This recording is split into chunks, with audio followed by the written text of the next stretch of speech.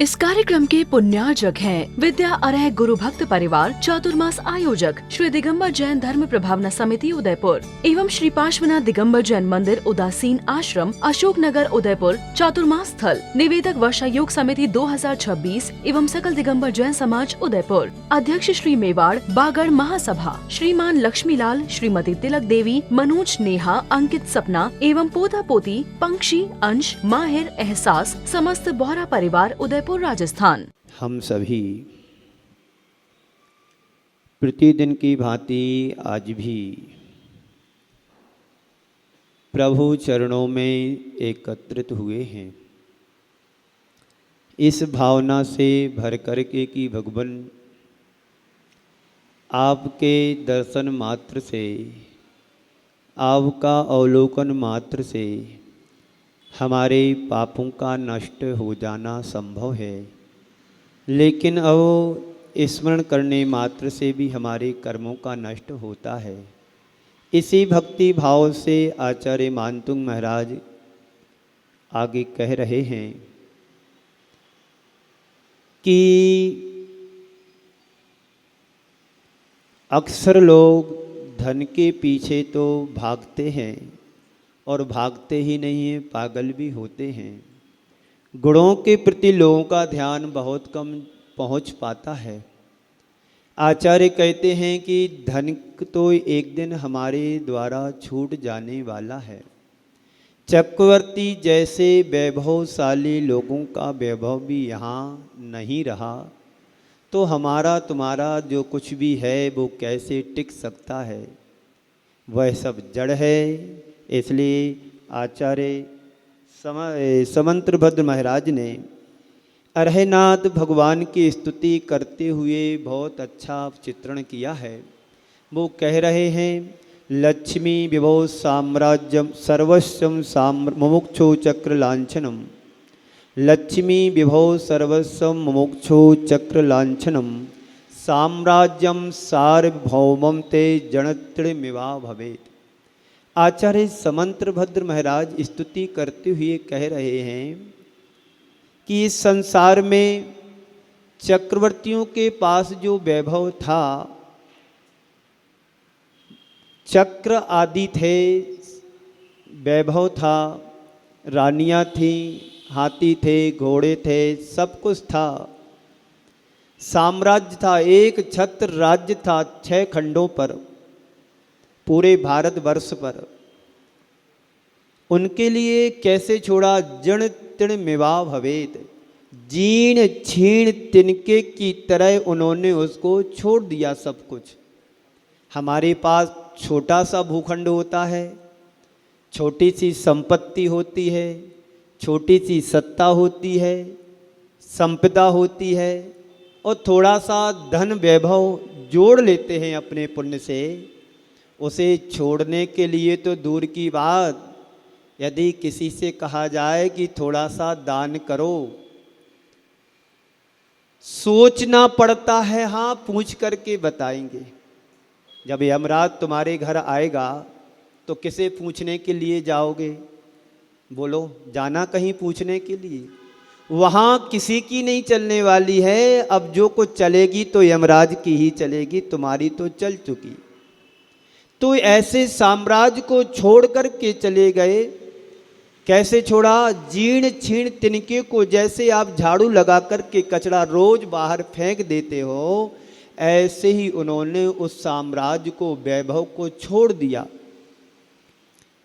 वह तुम्हारा नहीं है, जड़ है, संयोग से तुम्हारे पास है, तुम्हारा नहीं, इस पर विश्वास करना है। पर आज है, कल रहे ना रहे, कोई भरोसा है? कोई गारंटी नहीं। जब हमारे जीवन का ही भरोसा नहीं है, मालिक का ही भरोसा नहीं, तो माल पर कैसे भरोसा हो सकता है? माल तो बाद में जुड़ा है और पहले छूट जाने वाला है। तो लेकिन गुण वैभव तुम्हारी शाश्वत संपत्ति है, सत्ता है, संपदा है। गुणवान बनने की कोशिश हमारे लिए करना चाहिए, तब भगवान हम बन पाएंगे। भगवान गुणवान कब बने? जब धन वैभव को तुम छोड़ोगे तब तुम भगवान बनने की श्रेणी में आ सकते हैं। हम अपने भगवान तीर्थंकर भगवंतों को देखें, महापुरुषों के जीवन को देखें। उन्होंने पहले त्याग किया, छोड़ा, उसके बाद मोक्ष के मार्ग पर चले। जब तक वो सिंहासन पर बैठे रहे वैराग्य नहीं हुआ, वैराग्य दिलाने पड़ा। ऐसे ही यहाँ पर प्रेरणा देना पड़ती है, प्रेरित करना पड़ता है, तब तुम्हारी ये मुट्ठी धीरे से ढीली होती है। उसमें भी हो कोई गारंटी है ना शशिकांत? समझ रहे हो ना? बड़ा मुश्किल है छोड़ पाना। सब कुछ छोड़ने को तैयार हो जाता, लेकिन धन वैभव को छोड़ने के लिए जल्दी राजी नहीं होता है। तो जब धन वैभव छोड़ा तब भगवान बने। आज भाग्यवान बनना कोई बहुत बड़ी बात नहीं है, हर कोई भाग्यवान नहीं होता है। पर यहाँ पर उपस्थित जितने भी सज्जन बैठे हैं सब भाग्यवान हो कि नहीं? भाग्यवान इस मायने में है कि हमें भगवान का दर्शन हो रहा है, गुरु का दर्शन हो रहा है, प्रभु का दर्शन हो रहा है, उनकी वाणी को सुनने का सौभाग्य हमें प्राप्त हो रहा है।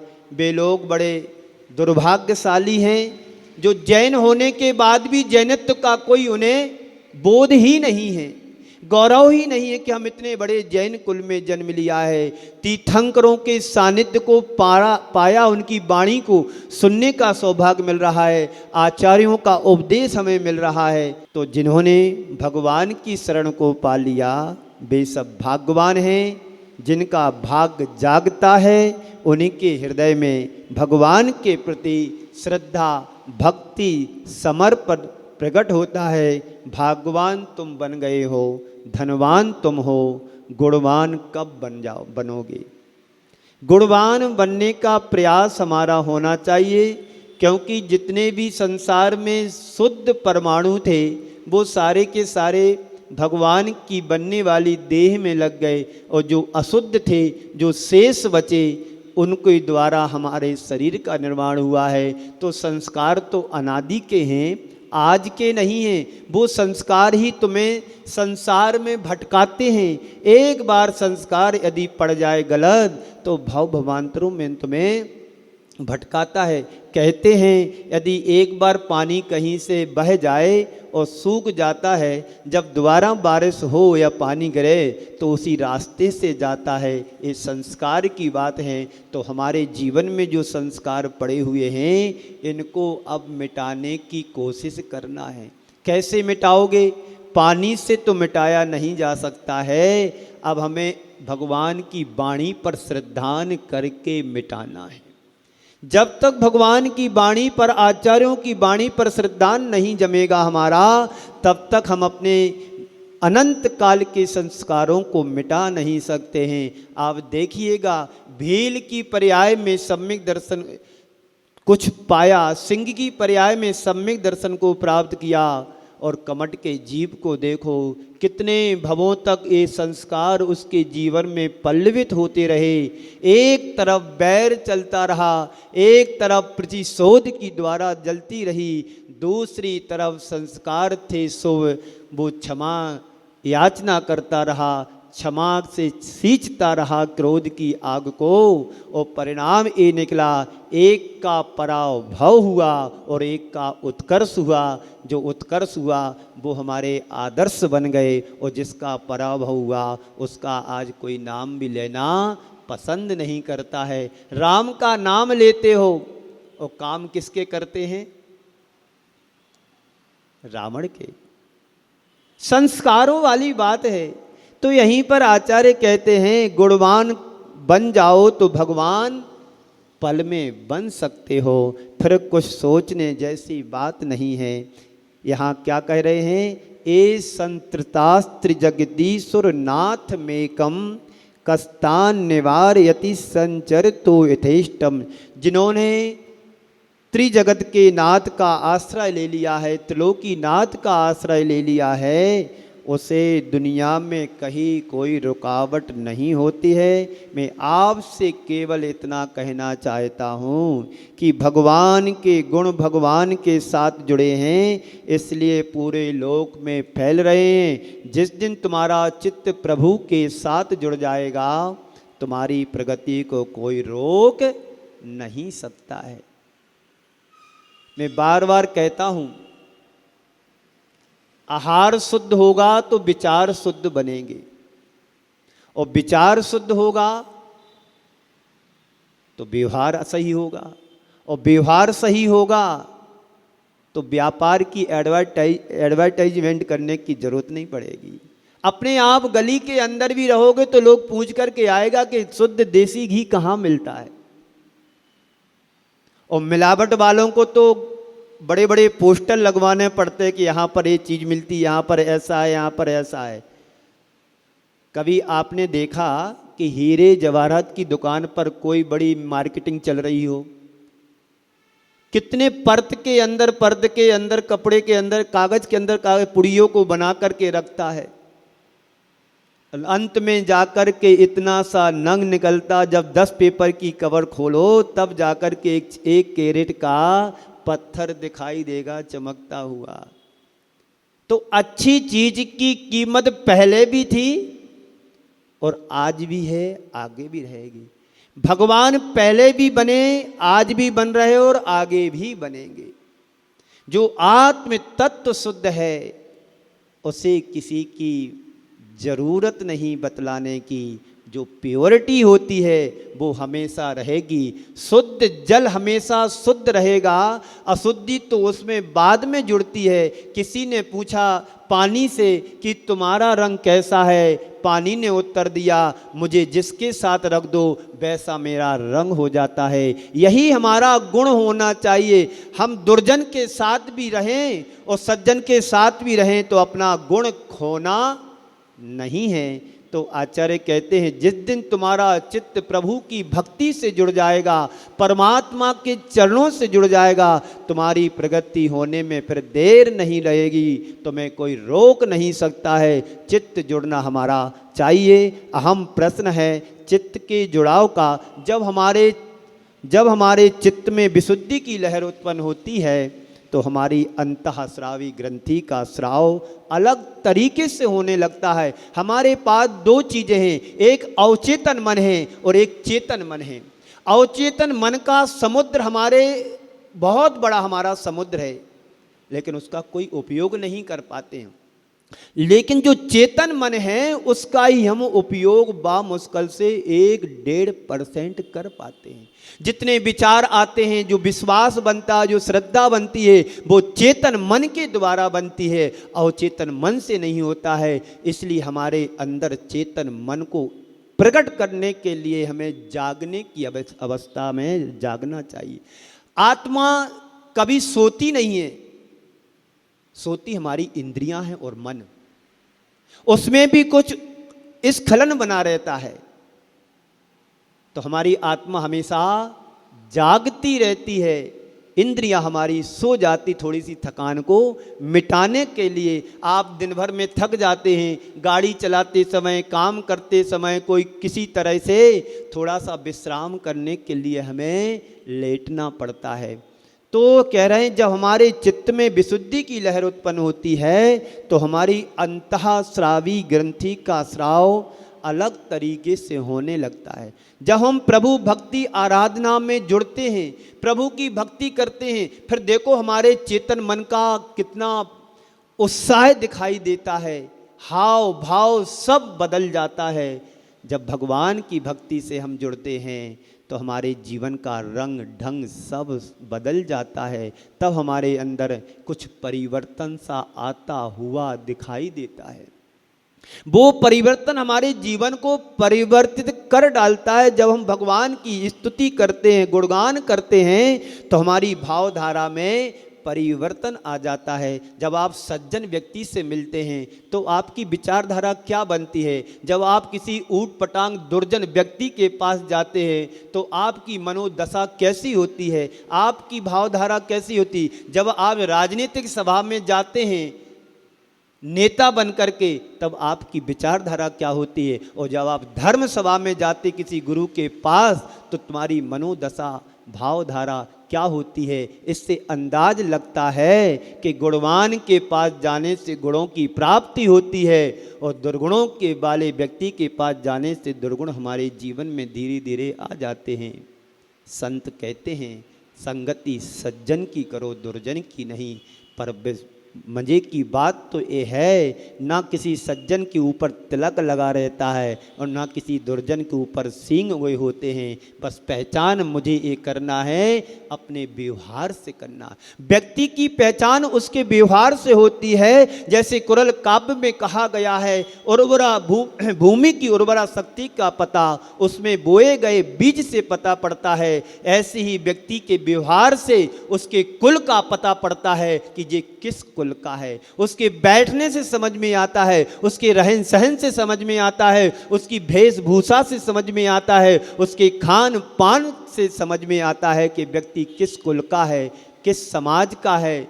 आप जब कभी ट्रेन में सफ़र करते हैं और आपका रात्रि भोजन का त्याग है, आप शाम ढलने से पहले अपना टिफ़िन खोलना शुरू कर देते हैं, और सामने वाला कोई नॉन जैन बैठा है, उसे पता भी नहीं कि आप जैन हो कि अजैन हो, और जैसे ही आपने टिफ़िन खोला, सामने वाला समझ जाता है आप जैन साहब हो ना। किससे पता पड़ा? आपने कई टाइटल लेकर के चल रहे थे, मैं आई एम जैन, महेंद्र कुमार टाया जी। बोलो, तुम्हारे व्यवहार से, तुम्हारे आचरण से, तुम्हारी प्रवृत्ति से हमारे जीवन का पता पड़ता है, हम किस कुल के हैं, किस समाज के हैं, किस धर्म के हैं। तो ऐसे ही जब हम प्रभु भक्ति से, आराधना से जुड़ते हैं, तब अंदर परिवर्तन आता है। वो परिवर्तन हमारे जीवन को परिवर्तित कर डालता है। जब हम भगवान की स्तुति करते हैं, गुणगान करते हैं, तो हमारी भावधारा में परिवर्तन आ जाता है, और यही परिवर्तन हमारे कर्म क्षय का कारण बनता है। इसलिए भगवान के गुणों का जिस बहाने अवसर मिले, उस बहाने हमें अवसर का लाभ उठाना चाहिए। क्या भक्ति होनी चाहिए। आप लोग रोज पूजा में पढ़ते हैं, रोज बोलते हैं, तब पादौ तब पद मेरे ही में मम ही हो, तब पुनीत चरणों में। पढ़ते ना पूजन में, क्या पढ़ते हो? तव पद मेरे ही में मम हिये हो, तब पुनीत श्री चरणों में। तब लो न लीन रहे प्रभु, जब लो न पाया मोक्ष पद मैंने। हे भगवान, मेरा हृदय आपके श्री चरणों में अर्पित हो जाए, और आपके श्री चरण कमल मेरे हृदय में हो। कब तक? जब तक मुझे मुक्ति की प्राप्ति ना हो, मोक्ष ना मिले, तब लो प्रभु आपके चरणों में मेरा हृदय लीन रहे। तब पादौ मम हिये मम हृदय तपद्वये नीलम, तिष्ठतु जनेन्द्र तावद यावन निर्वाण संप्राप्ति। आप रोज बोलते हो, भगवान मेरा हृदय, मेरे हृदय में आपके चरण कमल हो, और मेरा हृदय आपके चरणों में हो। आपके प्रति भक्ति हमारी उमड़ रही है भगवान।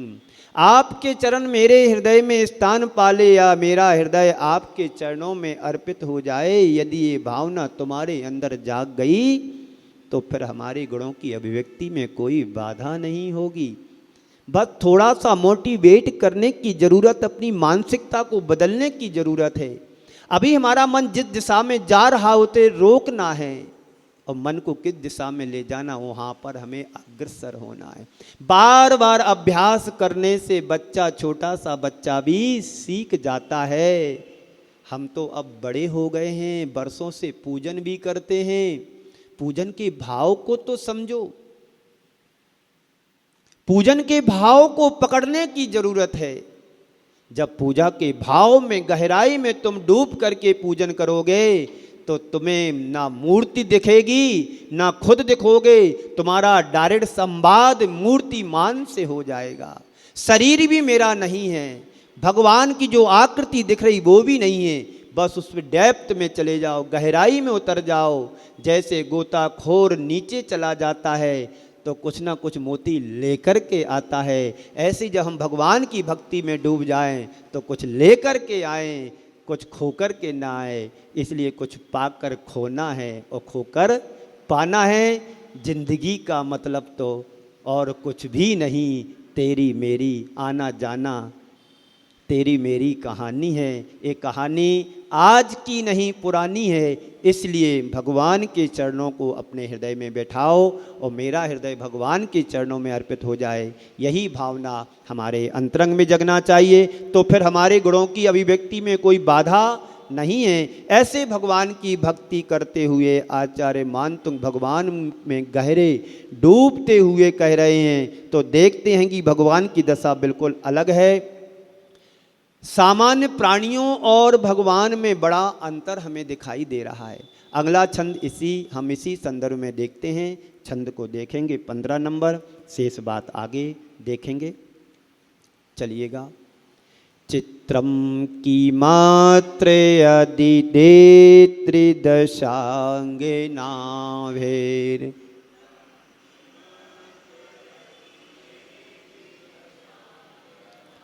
चित्रम की मात्र यदि ते त्रिदशांग नाभेर,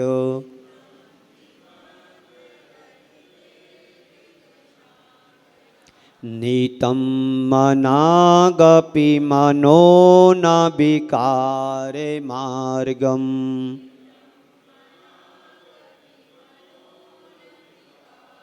नीतं मनागपि मनो न विकारे मार्गम।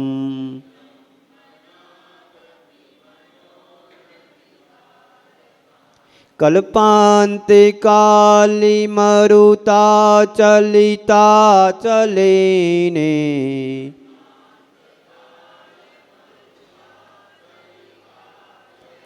कल्पान्ते काले मरुता चलिता चलेने,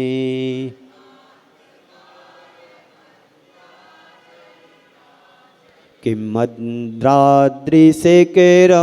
चलितं कदाचित्,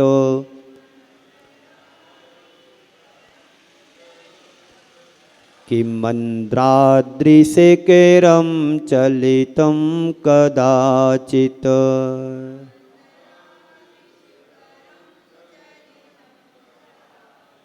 देखिएगा, हमने सुना है जब भगवान ध्यान में निमग्न होते हैं तो उनके ध्यान में विघ्न बाधा उत्पन्न करने वाले अनेक तत्व उत्पन्न होते हैं।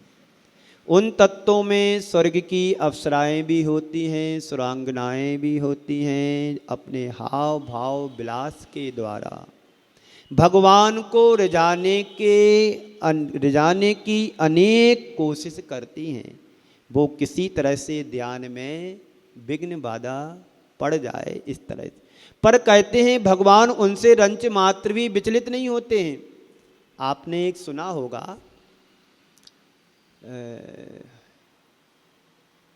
पटना की घटना है ना, कौन थे वो?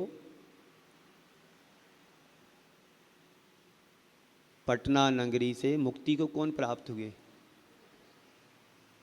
सुदर्शन, सेठ सुदर्शन, पटना ही से है ना। तो सेठ सुदर्शन को रिझाने के लिए बेश्या जाती है, अपने हाव भाव से उसको रिझाने लगती, लेकिन वो विचलित नहीं हुए। सेठ ही है ना, सुदर्शन है ना। पटना नगरी पवित्र उद्यान, नाम कुछ भी हो सकता, थोड़ा कंफ्यूज हो रहा है। सेठ सुदर्शन तो शायद मथुरा के थे। जम्बू स्वामी जी निर्माण, हाँ, जम्बू स्वामी मथुरा नगरी से हैं, सेठ सुदर्शन वहीं पटना से, ठीक है। तो उनको रिझाने के लिए कोई भी तत्व गया, लेकिन वो विचलित नहीं हुए। तो यही कहा जा रहा है कि भगवान उनसे रंच मात्र भी विचलित नहीं होते। वे आत्मा में डूबते हैं तो केवल आत्मा में डूबते रह जाते हैं। बाहरी ताकत उन्हें रंच मात्र भी प्रभावित नहीं कर पाती और अपनी इसी ध्यान निमग्नता के परिणाम स्वरूप केवलज्ञ को प्राप्त हो जाते हैं।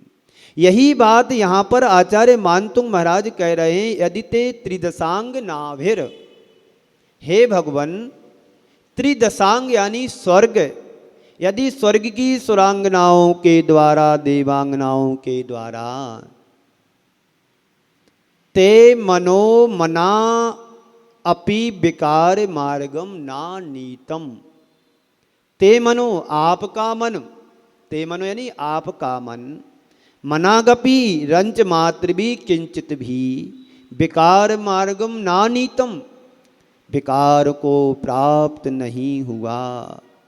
किम चित्रम, इसमें क्या आश्चर्य है भगवान, चित्रम किम अत्र, यहाँ क्या आश्चर्य है, अर्थात कोई आश्चर्य नहीं है, इसमें कोई आश्चर्य जैसी बात नहीं है, क्योंकि ऐसा तो होना ही था।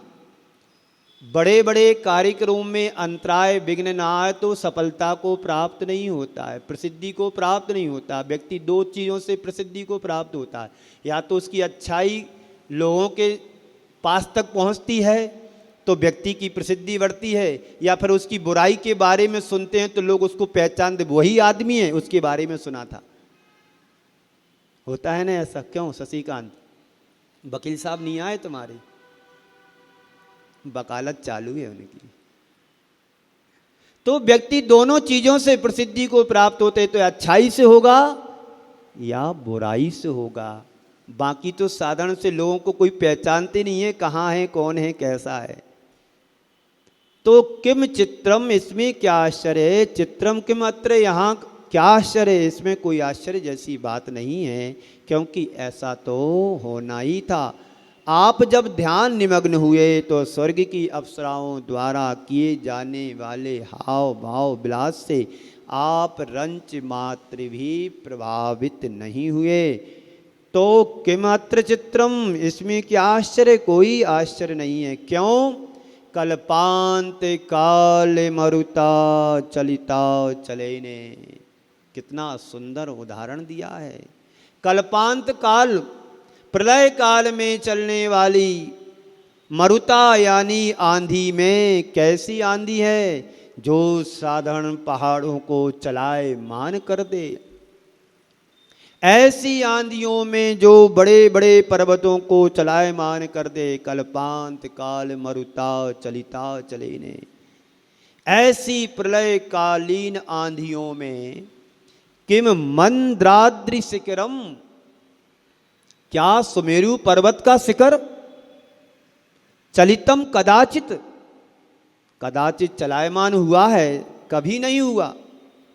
छोटे मोटे पर्वत चलायमान हो जाएं तो इसमें कोई आश्चर्य जैसी बात नहीं है, लेकिन मेरु चलायमान नहीं होता है, रंच मात्र भी फर्क नहीं पड़ता है। प्रभु आप साधना के शिखर हो, आप साधना के सुमेरु हो। पर्वत से, सुमेरु पर्वत से भगवान की साधना का कंपेयर किया जा रहा, तुलना की जा रही है। जैसे सुमेरु पर्वत को कोई हिला नहीं सकता है, वैसे ही आपकी साधना को कोई डिगा नहीं सकता है। कैसी है प्रभु की साधना? सुमेरु के पर्वत की तरह। तभी तो पारसनाथ भगवान के ऊपर 49 दिन तक 7 दिन की 7 वर्षाएं हुई। ओले भी गिरे, पत्थर भी गिरे, आग भी गिरी, आंधी भी, तूफान भी, क्या नहीं किया कमट ने, पूरी ताकत लगा दी, पर भगवान की ताकत के सामने उसको घुटना टेकना ही पड़ा। इसी का नाम है सुमेरु की तरह उनके ध्यान को विचलित नहीं कर पाए। दुनिया की कोई भी ताकत आपको चलायमान नहीं कर सकती है, इसमें कोई आश्चर्य नहीं है, ऐसा तो होना ही था। हमारे भीतर 2 धाराएं हैं, एक अमृत धारा और एक कौन सी धारा? 420 है। एक राग की धारा, दूसरी विराग की धारा। राग की धारा बाहरी धारा है, बहिर्मुखी धारा है, और वीतरागता की धारा अंतर्मुखी धारा है। राग की धारा विकारी धारा है और विराग की धारा निर्विकारी धारा है। जब हम साधना करते हैं, राग से विराग की ओर बढ़ने का प्रयास हमारा होता है, यानी विकार से निर्विकार की ओर आते हैं। जब मनुष्य साधना के पथ पर आगे बढ़ता है, अनेक प्रकार के निमित्त चुनौतियां बनकर आते हैं, उस समय अपने मन को टिका पाना बड़ा कठिन होता है। भगवान दृढ़ इच्छा शक्ति और उच्च मनोबल के धनी होते हैं। जीवन की उपलब्धियों को अर्जित करने के लिए मनुष्य को लक्ष्योन्मुखी होना चाहिए। चाहे तुम्हारा भौतिकता या आध्यात्मिक लक्ष्य हो, सबसे पहली जरूरत है लक्ष्य के प्रति समर्पित रहना। आपने जो लक्ष्य बनाया उसके प्रति तुम्हारा उत्साह बराबर बना रहना चाहिए। हमने यदि कोई व्रत लिया है, नियम लिया है, तो उसके प्रति हमारी इच्छा अंदर से बनी रहना चाहिए, उच्च मनोबल होना चाहिए। हमारे व्रत हैं, इनको मुझे पालन करना है, इनके आधार पर हमें अपनी जीवन की गाड़ी को आगे बढ़ाना है। तो लक्ष्य के प्रति वही समर्पित होता है जो निमित्तों से अप्रभावित होता है। जो व्यक्ति छोटी छोटी बातों से प्रभावित होता है, वह व्यक्ति जीवन में कुछ नहीं कर पाता है। इसलिए संत कहते हैं, छोटी मोटी बातों को नज़रअंदाज करना सीखो तो तुम्हारा जीवन धन्य हो जाएगा। घर परिवार में हम करते क्या हैं? छोटी छोटी बातों को ले लेते हैं, फिर झगड़ा रगड़ा बन जाता है और बैर की गांठ बन जाती है। बैर की गांठ ही तुम्हें संसार सागर में भटकाती रहती है। तो पारसनाथ भगवान को देखो, इतनी विषम परिस्थितियों में भी रंच मात्र विचलित नहीं हुए। हम भगवान की शरण में आए हैं, मन में ऐसी भावना जगाएं, हे प्रभु मुझे ऐसी शक्ति दो, ऐसा साहस दो, ऐसा संबल दो, कोई निमित्त भी आए तो उस घड़ी में विचलित अविचलित बना रहूं, विचलित ना हो पाऊं। जो व्यक्ति पल पल में अपने साहस को खो देता है, वो उपलब्धियों के मुकाम तक नहीं पहुंच पाता है। पहुंच भी जाए तो उनको पाने में अछूता रह जाता है। हवा के बहाव में बहने वाले लोग ऊंची उड़ान कभी भर नहीं पाते हैं। देखिएगा अहंकार की क्या परिणति होती है। पल में सिंहासन पर पहुंच जाता है, वो पल में रसातल पर आ जाता है। हवा के झोंके से एक कागज का टुकड़ा पर्वत की शिखर पर जाकर के पहुंचा। हवा के झोंके से कागज का टुकड़ा पर्वत की शिखर पर जाकर के पहुंचा। पर्वत ने उसका आगंतुक का स्वागत बड़े सम्मान से किया। पूछा, भाई तुम यहां पर कैसे? सुन रहे हो ना आप लोग? भाई तुम यहां पर कैसे? तो कागज का टुकड़ा अकड़ करके कहता हूं, मैं अपनी बाहों के बल से आया। अच्छा, कह देता कि हवा के झोंके से आ गया, धोखे से। पर अहंकार कहाँ झुकने देता है। दूसरे पल बात पूरी ही नहीं हुई, हवा का दूसरा झोंका आया, बाजू में बह रहे गटर में जाकर के गिरा, वो सड़ने लगा। क्या हुआ? यही होता है। जो अहंकार में उड़ता है वो अपनी ऊंचाइयों को प्राप्त नहीं कर पाता, एकदम से गिरना ही पड़ता है और गिरता ही है। और गिरता है तो कहीं का फिर नहीं रहता है। तो हवा के बहाव में बहने वाले लोग कभी ऊंची उड़ान नहीं भर सकते हैं। यह छंद बोलता है, अपने आप को क्षमतावान बनाओ, अपनी सहन शक्ति को बढ़ाओ, तो जीवन में कुछ अर्जित कर पाएंगे। नहीं तो रोते रोते सारी जिंदगी निकल जाएगी, कुछ नहीं कर पाएंगे। साधना क्या है? परिस्थितियों को संभालना साधना नहीं है। मना स्थिति को संभालना तुम्हारे जीवन की साधना है। परिस्थितियां बनती हैं, बिगड़ती हैं, जुड़ती हैं, बिछुड़ती हैं, लेकिन मना स्थिति यदि हमारी प्रबल है तो कितने भी झोंके आए, कितने भी चुनौतियां आए, कितने भी संघर्षों का सामना करना पड़े, तो कभी तुम विचलित नहीं हो पाओगे। तो मना स्थिति कब संभलेगी? जब तुम परिस्थितियों से आप प्रभावित रहोगे। जब तक प्रभावित होगे तो संकल्प विकल्पों का तूफान आता रहेगा। जब आप अपने आप में डूब जाओगे, अपने आप में लीन हो जाओगे और पर से आप प्रभावित रहोगे तो कुछ भी कुछ तुम्हारा बिगाड़ नहीं सकता है। जो उच्च भूमिका के साधक होते हैं उनके ऊपर उपसर्ग आने पर भी वे विचलित नहीं होते। हम पांडवों के जीवन को याद करें, कितना बड़ा उपसर्ग आया, विचलित हुए? कुछ भी नहीं हुआ। पांडव नहीं, आदर्श बन गए, मोक्ष को प्राप्त हो गए। एक दो के मन में इतना ही विचार आया कि मेरे भाइयों के ऊपर क्या बीत रहा होगा, तो इतने से वो कहाँ गए? सर्वार सिद्धि की यात्रा कर रहे हैं। सर्व सिद्ध करके लौटेंगे, फिर शुद्ध और विशुद्ध बन करके सिद्ध बनेंगे। पांडवों जैसा मुझे बनना है, कौरवों जैसा नहीं बनना है।